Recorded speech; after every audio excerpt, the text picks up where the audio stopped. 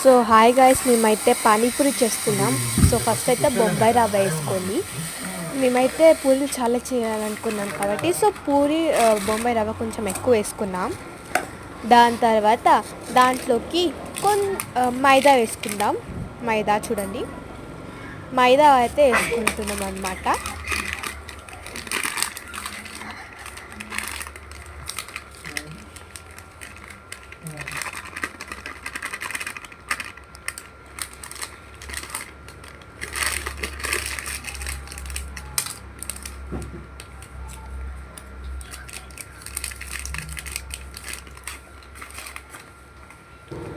So ఇప్పుడైతే కొంచెం ఉప్పు వేసుకుందాం.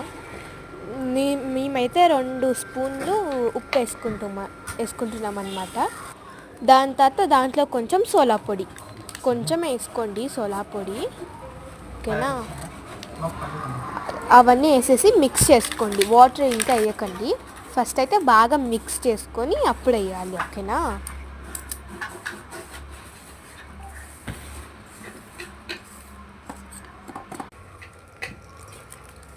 సో ఇప్పుడు దానికి నీళ్ళు కలిపి అయితే వేసేసుకుందాం. అది ఫుల్ సాఫ్ట్ డో లాగా అయ్యేంత వరకు కలుపుకోండి. నా చెయ్యి అయితే నొప్పి వచ్చేసింది అనమాట, అంత కలిపినాను నేనైతే.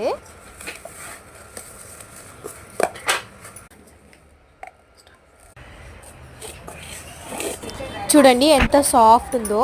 దాని తర్వాత దాన్ని ఒక వెట్ క్లాత్తో ముచ్చేసి 1 అవర్ ఆర్ 30 మినిట్స్ పెట్టేసుకోండి. దాని తర్వాత టామరిన్ వేసుకొని వాటర్లో దాన్ని అయితే ఇప్పుడైతే ఆలుగడ్డలు వేసుకొని 4 విజిల్స్ వేసుకోండి. దాని తర్వాత ఇది కూడా చిన్న 4 విజిల్స్ అని స్మాష్ చేసుకొని దాని తర్వాత డోన్ అయితే తీసి ఇప్పుడు చూడండి ఎంత సాఫ్ట్ అయిందో మన డో అయితే, ఇంత లాగా ఉండాలి. దాని తర్వాత కొత్తిమీర, దాని తర్వాత పుదీనా, కొంచెం వేసుకొని గ్రైండ్ చేసేసుకొని దాంట్లో కొంచెం డ్రాప్స్ ఆఫ్ లెమన్ కొన్ని వేసుకోండి.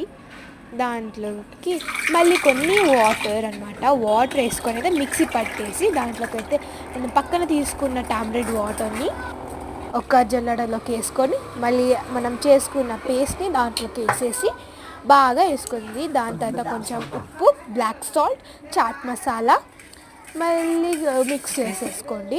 మీకు తర్వాత టేస్ట్కి అయితే తర్వాత వేసుకోవచ్చు. సో ఆలుగడ్డలకు అయితే ఉప్పు, కారం, చాట్ మసాలా, ధనియా పౌడర్ వేసేసుకొని మిక్స్ చేసుకోండి.